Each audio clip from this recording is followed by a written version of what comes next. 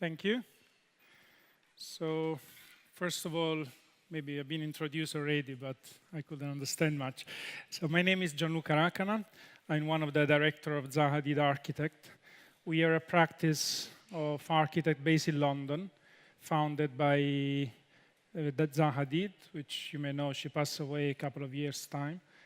And currently, we carry on with their philosophy and their legacy. We are a global practice, means we work pretty much around the world, from Australia, China, Asia, Europe. And our portfolio is mostly on public buildings and Masterplan, reconversion of former industrial areas. So when we knew about the competition in Tallinn for the port authorities, we were really very excited about it. It's been a long process. I think to the credit of the Port Authority and the organization has been very well-structured process. It lasted many months, and we had several meetings with the jury and number of competitors there. We were shortlisted to the final 3.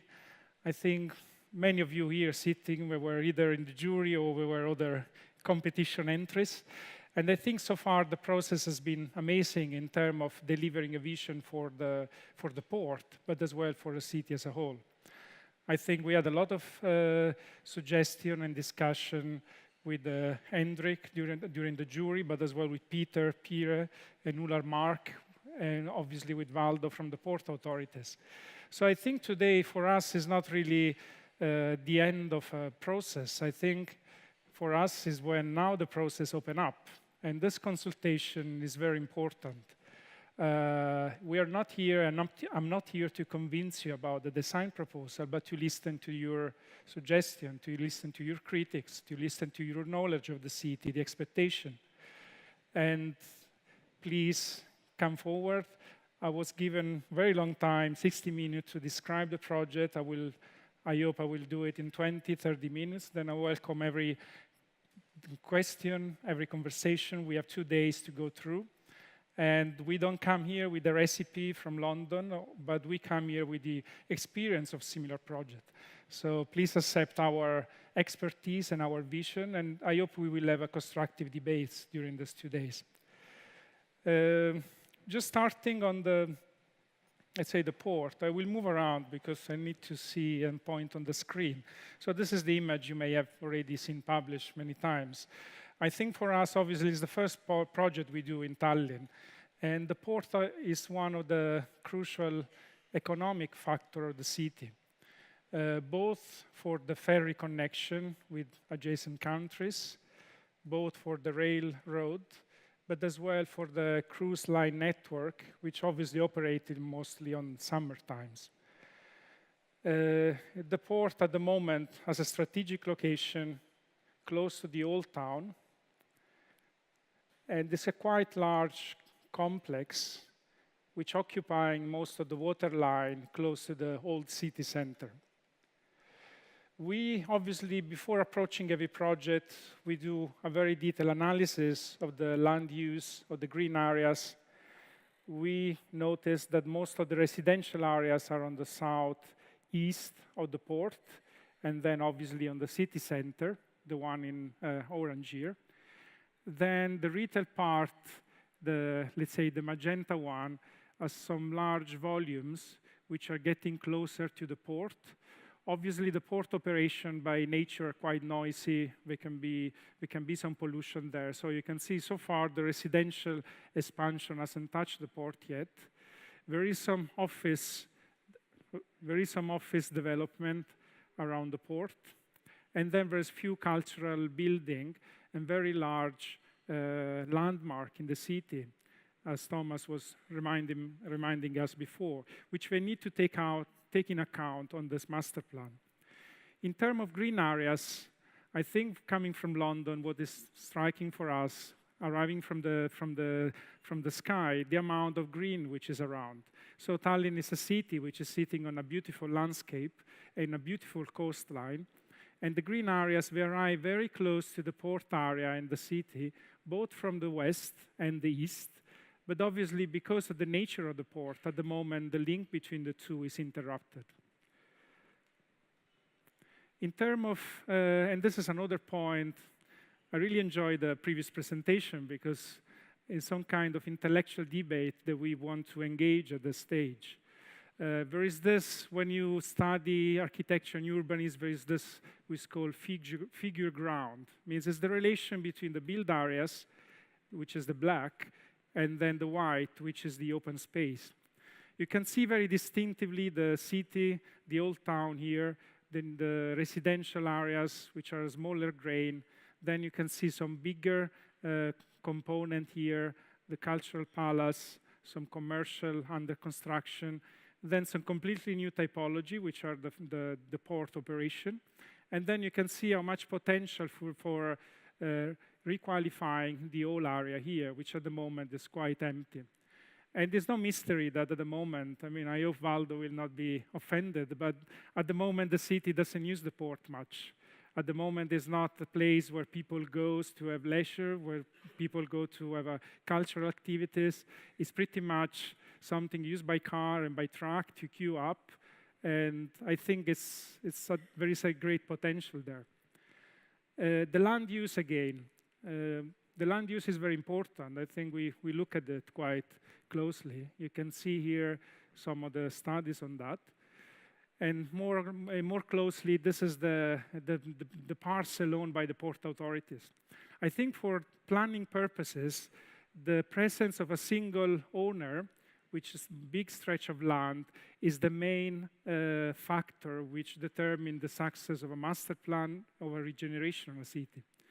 We've seen that in many other examples around the world, and obviously the port authorities owns all this parcel here, and there is a potential for a complete regeneration and addition of a new neighbor to the city because of the single ownership. As well, on such a big master plan, as clearly was intended on the competition, we should not only look at the area owned by the port, but as well at the larger area, because this will have impact on a much larger urban footprint, which is this one highlighted with a dot there. Clearly, every city has an history, and it will be wrong to just start designing something without knowing the history of the city. And the city of Tallinn and the history of the port are very much interconnected. First map, 1865, you can see already well-defined port with a wave breaker, with the first piers appearing there. And this was very well documented as well into the history. I mean, the port was mostly for shipbuilding and for different periods as well, dedicated to military shipbuilding, so per se was not much accessible to the rest of the city.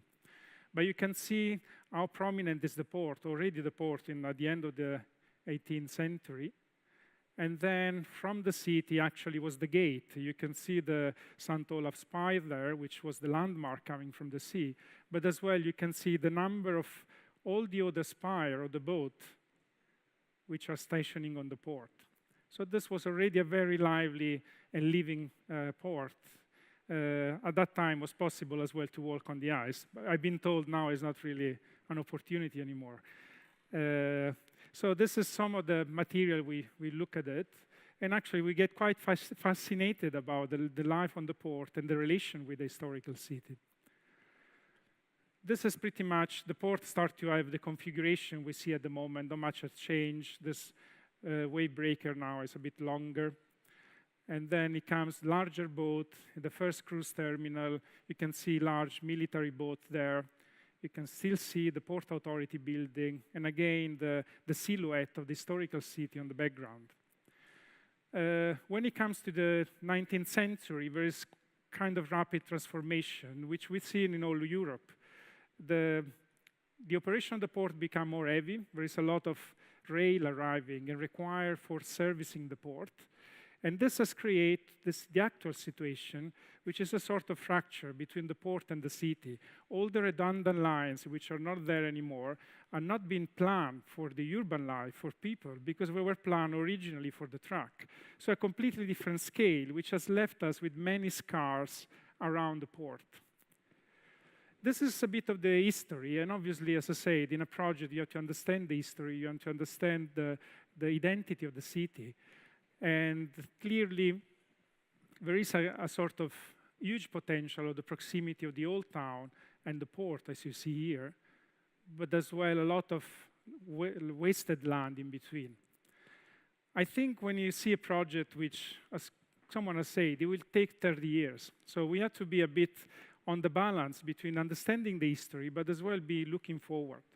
I think Tallinn now is not only new for the historical city, is not only new for the ferry going to Helsinki, but it's a major hub of innovation.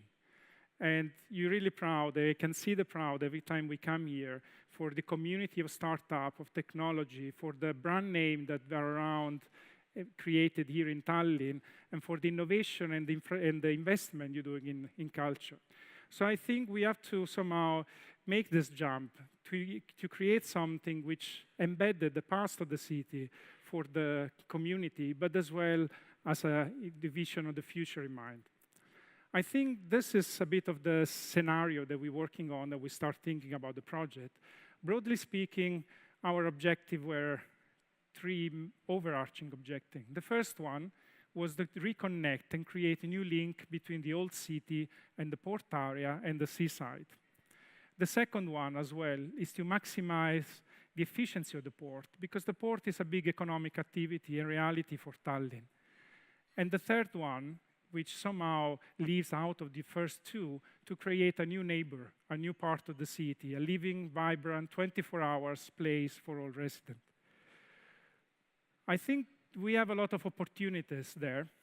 Clearly, we mentioned already the proximity of the old town, but as well we have large stretch of green areas and accessible seaside, both from the west and from the east. We have proximity with the airport, with the train station. I think if we zoom a bit more, you can see there is a link here, and your planning document as well highlighting. And clearly, as was said on the previous presentation, the accessibility of the seafront is a major asset for the city. But this somehow is not connected. The 2 paths, they don't touch. They become interrupted because of the port. At the same time, we have a business district which is consolidating here and which can allocate more of the startup of the company and technology around the port. And as well, we have a vibrant residential quarter on the southwest of the area.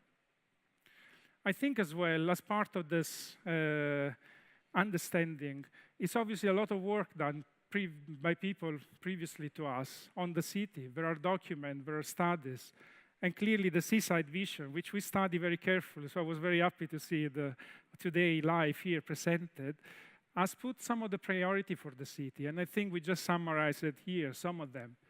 So clearly, we need a streetscape improvement for pedestrians and cyclists in the area. We need a continuous waterfront promenade. And this is a major and strategic point. How we create a continuous promenade, but at the same time, keeping the port operating, because the port needs to touch the water. How you can create a space which is accessible for pedestrians and cyclists, but at the same time allow the boat to arrive, allow the car, allow the buses. This is a crucial point on the project. And as well, all the other points equally important, a network of green spaces, the position of the open spaces, and the opening up of access to the historical view of the city.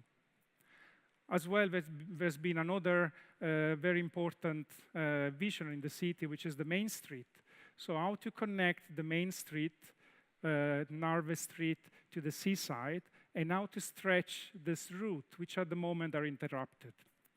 So I think there was a lot of element in order to come with a proposal. I think our jump was towards the innovation and having a vision in which there is a network and connectivities of all parts. We just, because we are in the brand age and somehow to communicate things, you need to make an effort. We call it StreamCity because we look at natural landscape where the flow of the water is naturally connected, where it makes more sense to flow. So there is more sense for the existing city to go towards the sea, to reconnect them. There is a sense to reconnect the west green areas on the waterfront to the east areas. And there is sense as well to go on a promenade along the port. So this is the diagram, which is not only a formal, but actually is coming from the let's say, the studying at the same time of many constraints around it. So I will go quickly through some of the images. Obviously, we're doing a master plan. We're not designing the building. But we think it's necessary as well to visualize some space, because everyone needs to understand it, not only the professionals. And I think people want to know what is happening here, want to see a bit more real. So the design concept is what I explained. This is some of the visualization. I think I will jump first to the first problem we have to solve. At the moment, these are the area occupied by the port. And we mentioned already, it's very crucial to keep the port operating at the best, but as well to give back land and create and reconnect the areas at the back. So you can see with the port itself, we studied how to optimize that areas. So the black contour that you see is the existing areas for port operation, and the red one is the improved one, which during the competition we studied. So you can see how we managed to give back some of the land for, let's say, city activities, both on the east side, and most crucially on the west side, where there is a very, very dense and very interconnected flow, both of passenger, but as well pedestrian, towards the old city. We mentioned already, a city is done by street, as we know very well, and is done by activities, attractors. So a street without activity is empty, but then if you have an attractor, you cannot get to it quickly and in a nice environment, then the attractor dies. So I think every master plan is a sort of skeleton in which you build the attractor, the events, around a skeleton of street.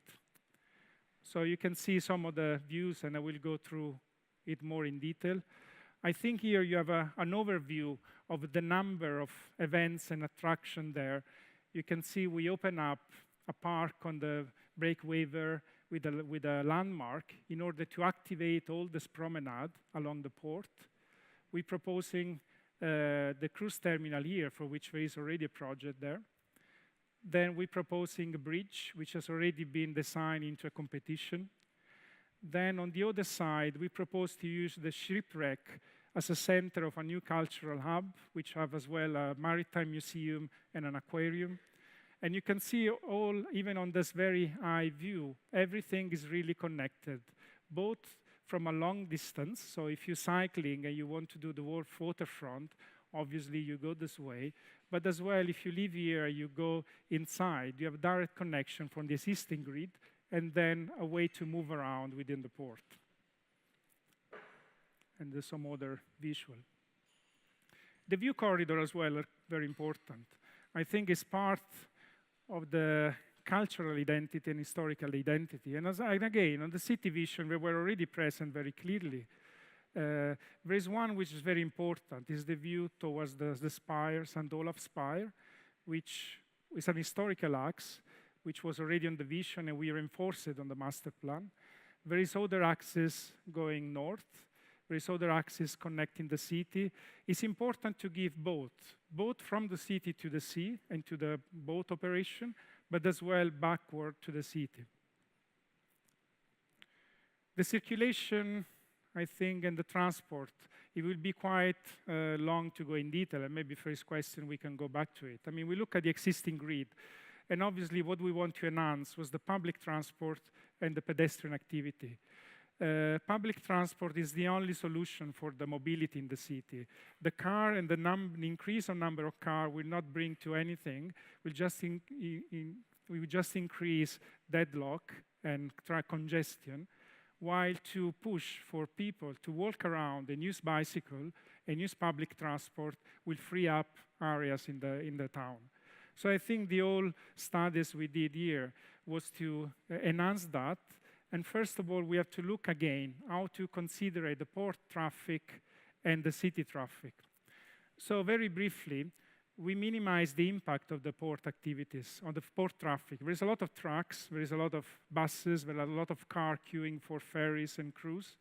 So at the moment, we establish a system in which there is a south gate here, and then there is a north gate, which go underground.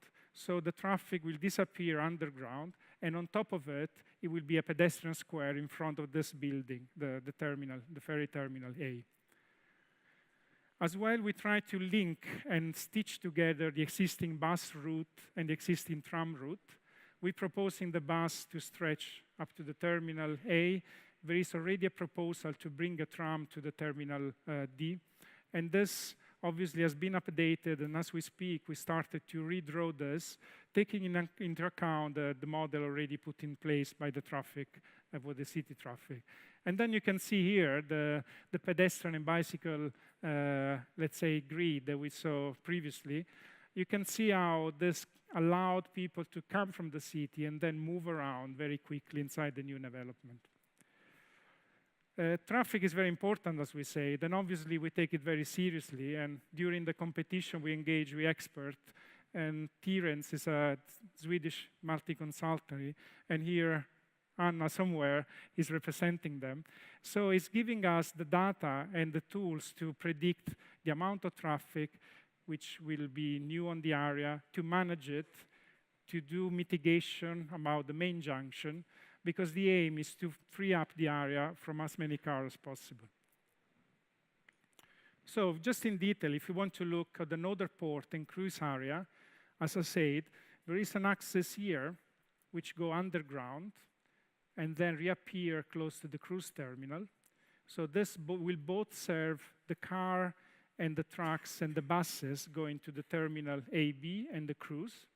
Then we will have a drop-off, means a very quick way to arrive to the terminal and drive away.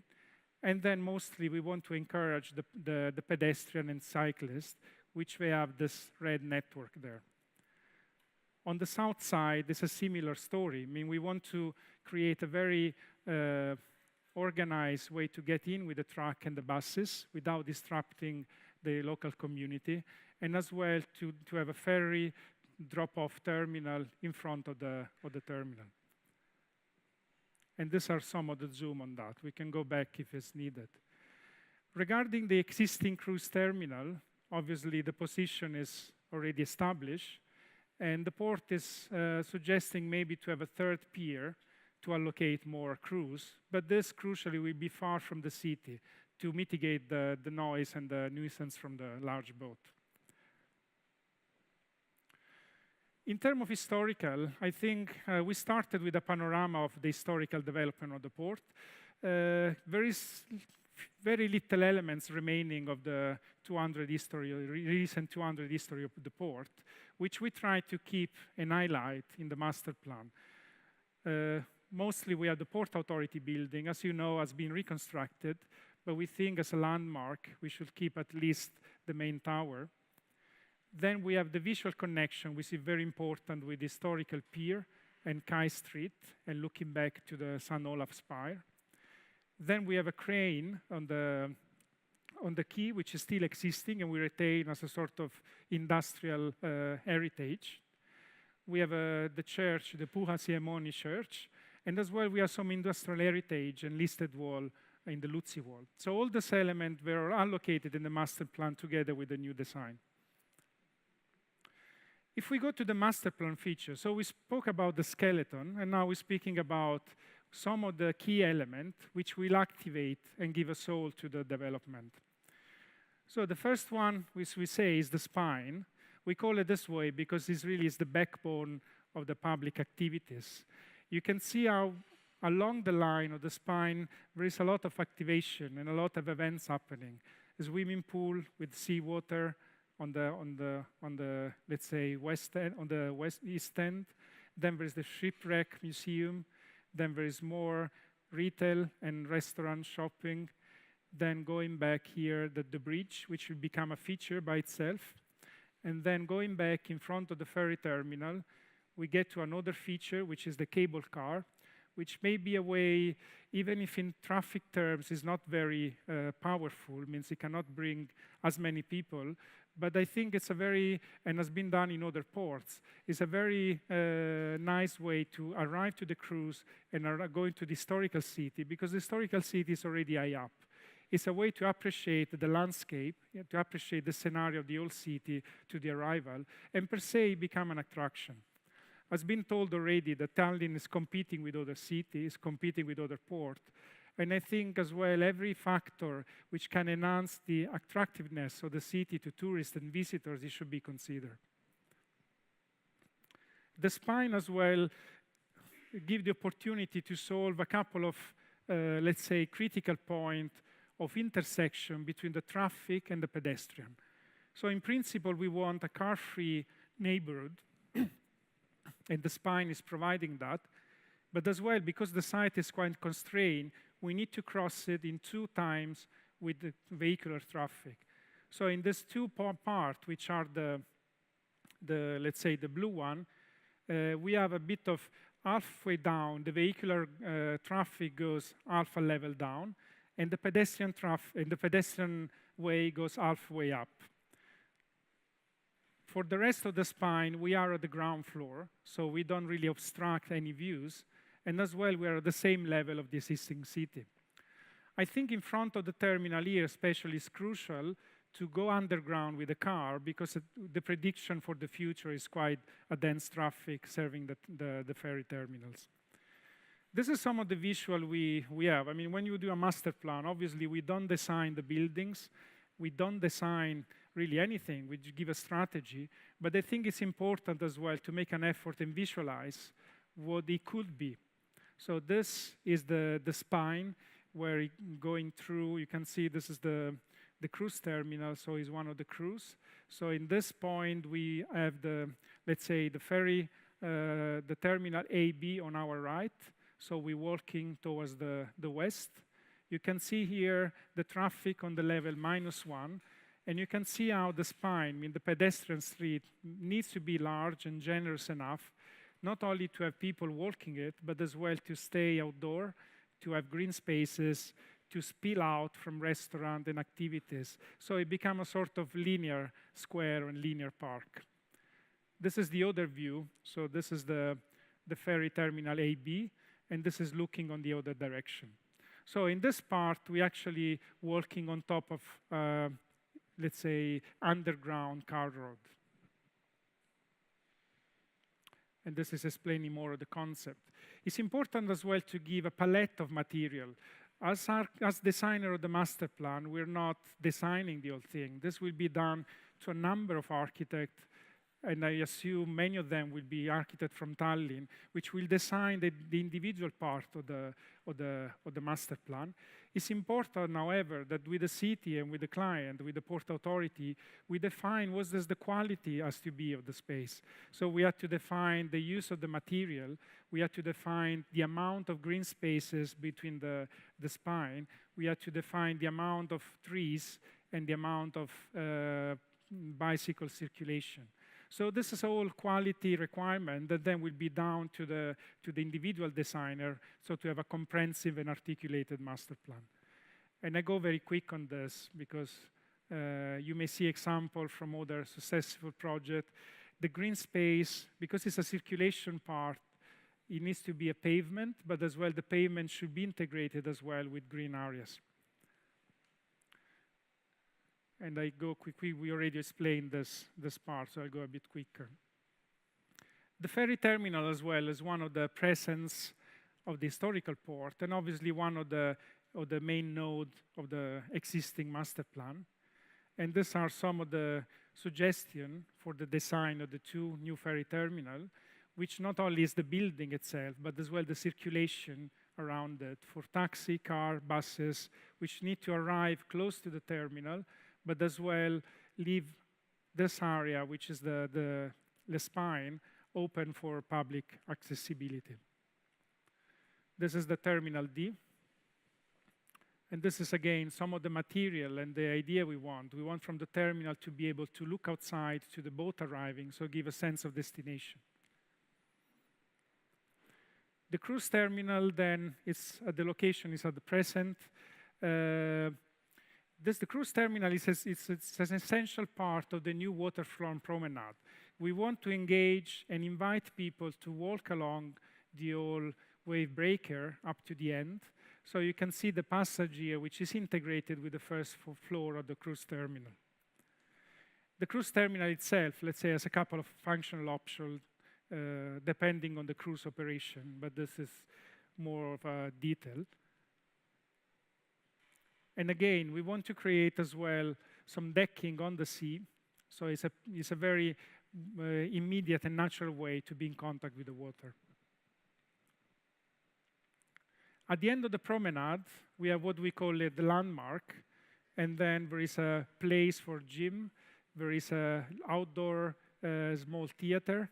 So effectively, we want to activate all this way along, especially in the summer, when it can be an addition to the city green.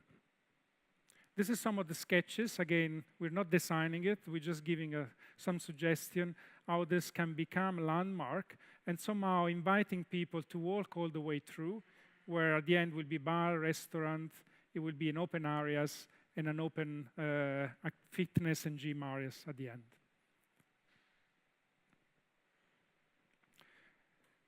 The basin, the Admiralty Basin, is one of the jewels of the port, and I think historically has been one of the focus of the port development. Clearly here, we envisage a very active basin with very active frontage, and we suggested some usage as a market, as a swimming pool on the edge, which will complement the berthing, art gallery, so a public equipment on this part, and then all around restaurant and cafe and outdoor seating. It's important that the space is used all year, winter and summer, so we look at scenario for both seasons. And as well, we want to introduce this kind of stepping, which is the Waterfront Seating, which is a sort of open-air theater, so stepping down to the water, going close to the water, but as well having a restful place on the basin. And again, the bridge obviously was one of the components of the original master plan. Very successful competition, and personally very much like this option, so this is the winner, as you know. We are in the process to integrate this project within the overall master plan. And these are some of the view during summer of the basin, with the summer activities, with the open-air market and the swimming pool, how it could be. And some of the winter activities, when we have winter market and we can have an ice skating ring on the space of the swimming pool. Many cities have successfully done that, and some of them have been already mentioned, Copenhagen, Barcelona, New York. So I think the sea is an open space, which is a real asset to the city and needs to be used. You can see one suggestion to this waterfront steps. The cable car, I mentioned it. I think I don't want to take much longer. I would like to open it a bit to question. I will stroll down some of the landscape strategy. It is important to use local species for resilience all along the neighborhood. And just I want to mention as well on some of the, let's say, issues. The wind, for example, it may be an issue for residents. So we studied a number of devices to mitigate the wind, which just in summary will be to planting the edges, which they can break down the speed of the wind, while a wall will just create turbulence. So I think the planting is a strategy as well for the wind mitigation. And then there is a number of neighborhoods within the master plan. The residential one we located on the east side because it's the one more far away from the port and from noise. So I think this area is more of a vocation for residential. The volume you see here are quite indicative. Obviously, they will need to be broken into pieces which are shorter. At the moment, what we're showing is the road direction and then somehow an overall composition.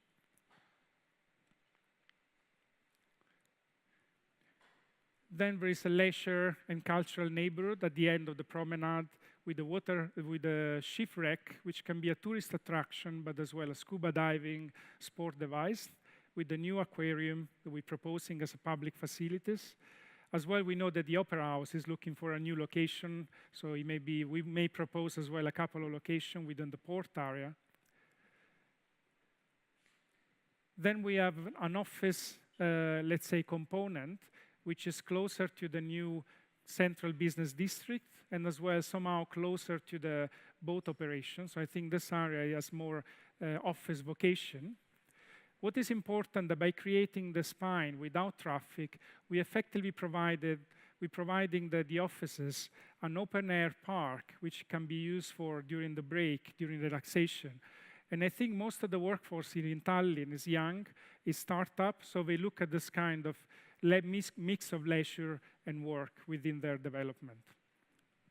And this is some as well of the possible spatial arrangement and landscape between the two office buildings. The areas on the north, we think as a more vocation as a commercial area, so it would be a market and small shop, and as well smaller office because of proximity with the existing city. And again, this is some of the mood and the kind of street we have in mind, which are activated with outdoor during the winter, which are very permeable with glazing at the ground floor. And finally, there is the tip here on the northwest, which may be the place for an hotel or for another cultural component. So I think I went well over what I was intending. I just want to show you, and we can go back to this, the slab, the port slab, the areas with concrete and tarmac. Obviously, you will have to be there because it's where the car are queuing before going to the cruise. But we've seen studies around the world in which this area can be activated with specific art installation. So it becomes not only a dead slab to look at it, but as well it become a sort of feature where people can walk around, look at the show. This is the kind of devices with either water or lighting devices, especially in the winter where there's no cruise operation, they can activate a very large part of the port. Timing is very important for Masterplan, I think has been pointed out. No one wants to live in a permanent construction site. So I think it's very important to identify phases and identify the intermediate stages. So all intermediate stages, they still work and they are pleasant and they are livable. Maybe this is a bit more technical, but let's say overall, we see a development in 4 stages, and we give some name as well. The first one is the city to waterfront. The second one, the exploring community, then the innovation district, and the new coastal metropolis. I think we're learning from consultant on branding that we need to communicate the identity of each phase. So just in the nutshell, the first will be to build the pedestrian routing and the connection within the city, and use the resulting areas for parks, for urban parks. We don't know how much it will take to complete the master plan. We don't know the market condition. So I think the best way to do is to leave this area as a urban park. So in the meantime, it can be used from the local resident.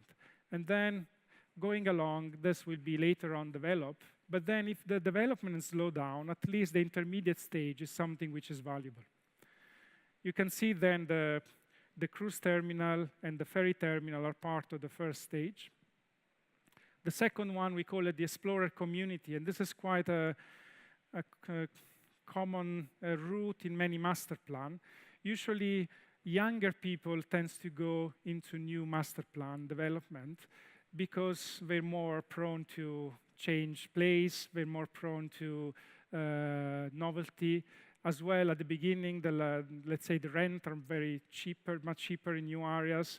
So what we're thinking that the best way is to start with a startup cluster for smaller companies which can rent in this area and some office here on the south.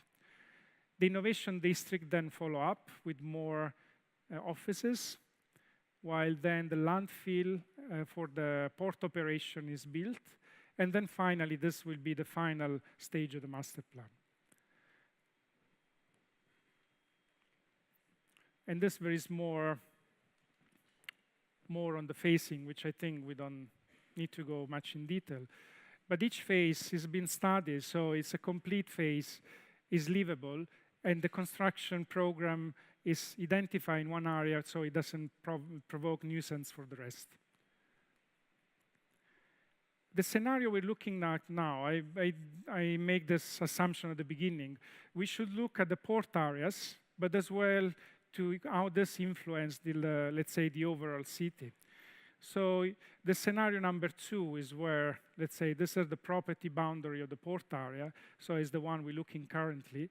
And then as well, we're discussing with the city and with all stakeholders to give a suggestion for the other parcel, which is not part of the port authorities. The master plan needs to be sustainable, both environmentally, and I think we touch on it, socially, and we touch on it in terms of how it's recognized by residents, how the history is readable there.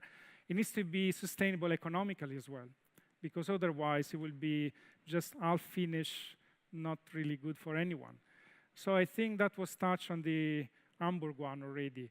Every master plan needs to be balanced on the investment you make and on the return you have to value the land, so it doesn't cost to the community and to public budget. So as well, the phasing was studied with special consultant in order to be balanced. The income from new building will cover the investment in infrastructure. And this as well is something that needs to be developed much further later on. I think I'll stop here. I have some other slides here, how to implement a master plan, how to put together a planning body and a design advisory panel in order to manage the whole process, and how to put in place guidelines which are not prescriptive, but they ensure the quality then on the individual project. But as I said, I mean, this for us is just the start. It's not the end point. It's the start of a conversation. So I'm open. If you have any question, even or good ones or bad ones, I don't know how much time I have to answer. Thank you.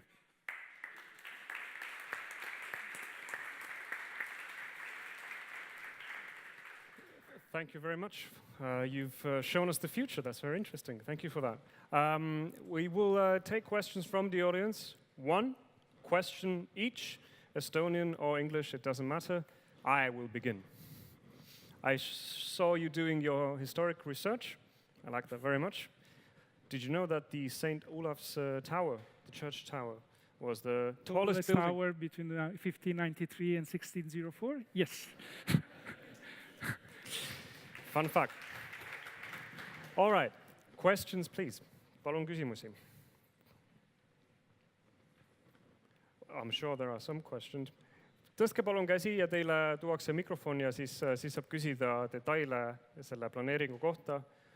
Kui ei ole soove küsida, siis võib ka oodata ära töötoad, mis täna hiljem kella 1 alates järgnevad. Kas kellelgi on küsimusi? Palun, mikrofon, seal on küsimus.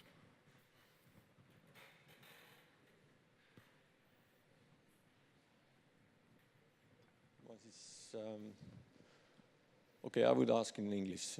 Kalle Komissarov from Association of Estonian Architects. Can I ask you, when is the deadline of this stage when you have to provide the master plan? Yes. I think this, currently we're working on the concept vision. So it's a refinement of the competition stage and will be a short exercise of 2-3 months. So obviously we're not going into detail of the land use. As I said, we're not going to be providing a prescriptive document, because this is let's say, the job of the city then to take this vision and translating it.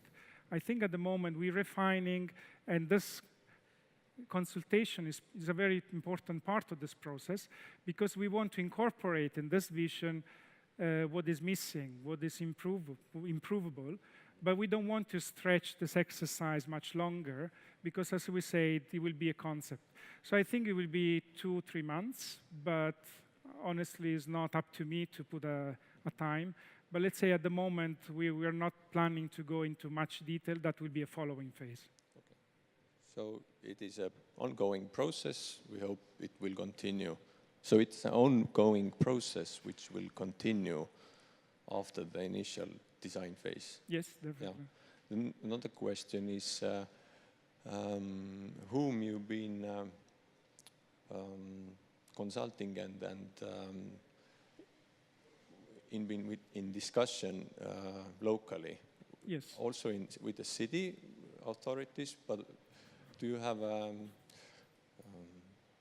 Yes. local companion as well? Yes, we have a company called Novark, which you may know, and they have an expertise in advising international firm as us on the local feasibility, on the code, on the local condition of the let's say of the study. As well, we're working with Terence, which is an Estonian company, so we're taking that.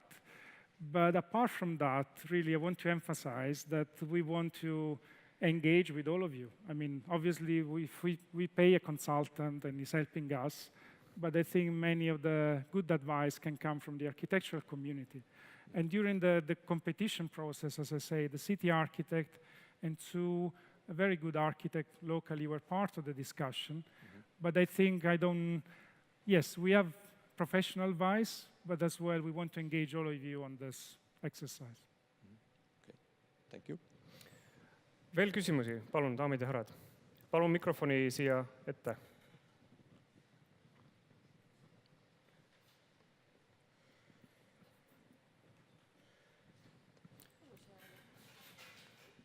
Thank you very much. It's very professional what we saw. I have the question about how to open the city to the sea. Yes. That we see the north part and the south part of the Tallinn Harbour. And of course, all these plannings you did, it's very nice and we got exactly what we asked.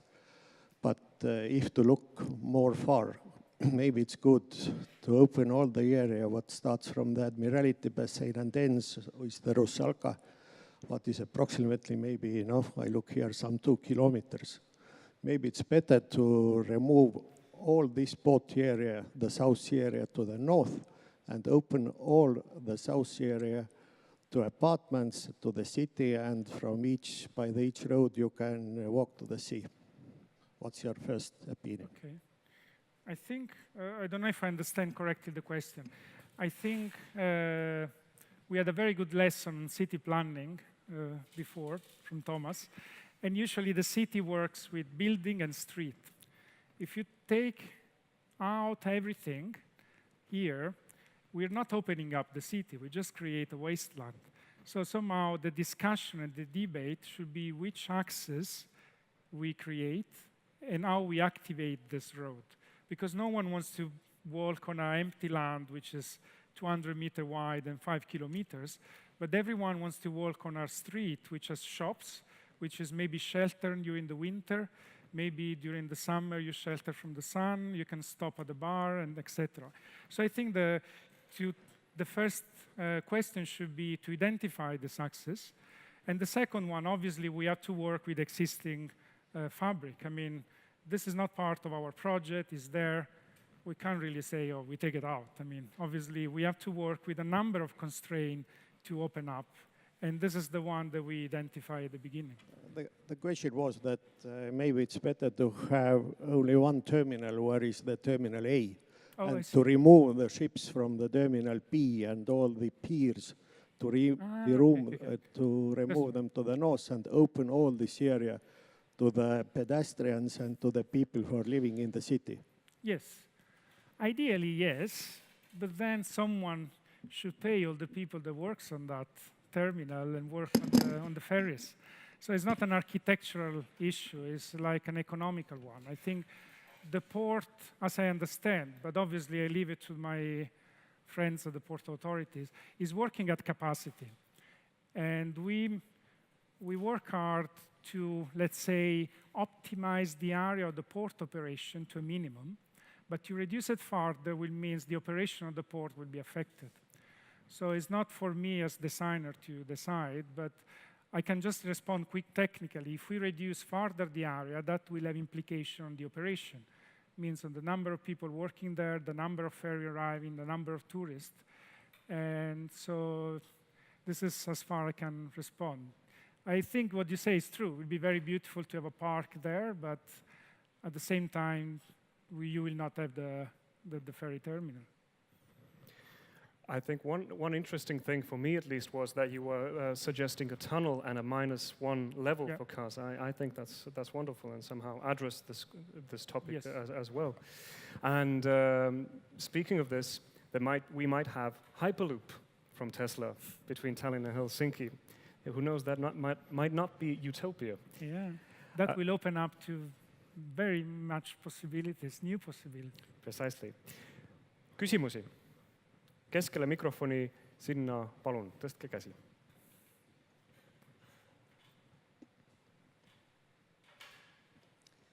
Thank you very much. My name is Mari Jussi. I'm currently co-employed by Estonian Road Administration and Tallinn Transport Department as a urban mobility expert. You touched quite a lot of the mobility issues, public transport and pedestrian connections. Yes. But what are your key assumptions regarding car parking standards? Like I heard from the Hafen City example that they try to reduce the demand for parking and require 0.4 car spaces per apartment. Yes. Have you made any key assumptions in this sense? Yes. Yeah. And the overall traffic forecast? Yeah. I briefly show it because I have to say for non-technical people it's quite boring to see traffic scenarios. But there is a statutory requirement in Tallinn to provide a certain number of square meters of car park depending on the different typology.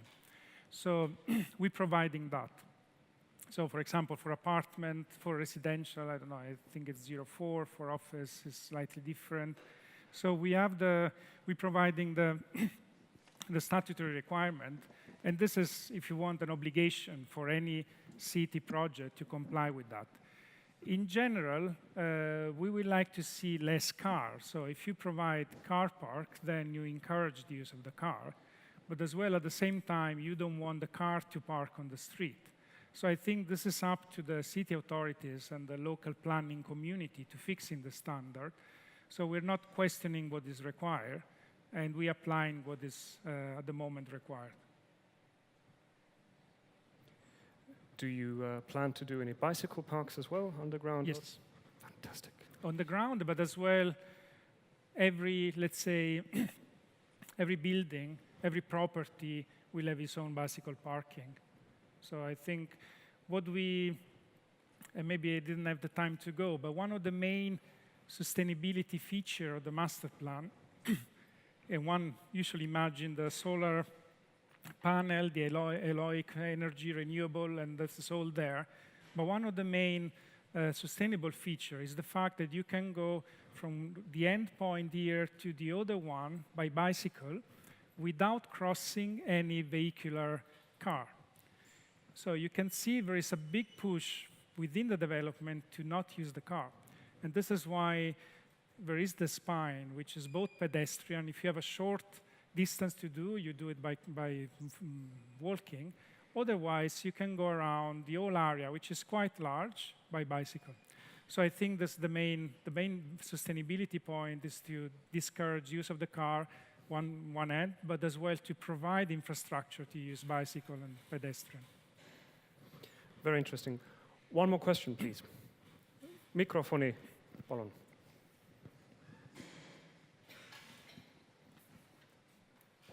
Hello again. I have a question about the facts or the figures. Do you have an estimate how many people will live in the area, how many people will work in the area, and so on? We do have it. It was so complicated, I don't really remember. Rough estimates. It's depending on the scenario. So you see there are 4 facing, so it's at the full number, and maybe I have to ask my colleagues if they have a number in mind.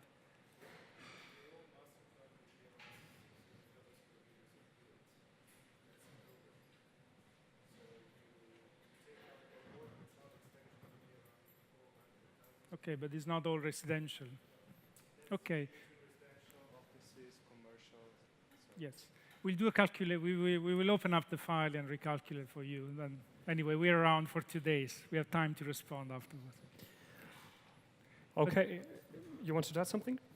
No, but I say it's all depending on the mix. As we say, in the future, it may be more residential and less office, or we can have more office, less residential. So as well, this kind of forecast is a working number, and maybe in 2 years' time, it will be a different one. Hyperloop, who knows? Maybe more people. Final question. Mikrofoni, palun sinna.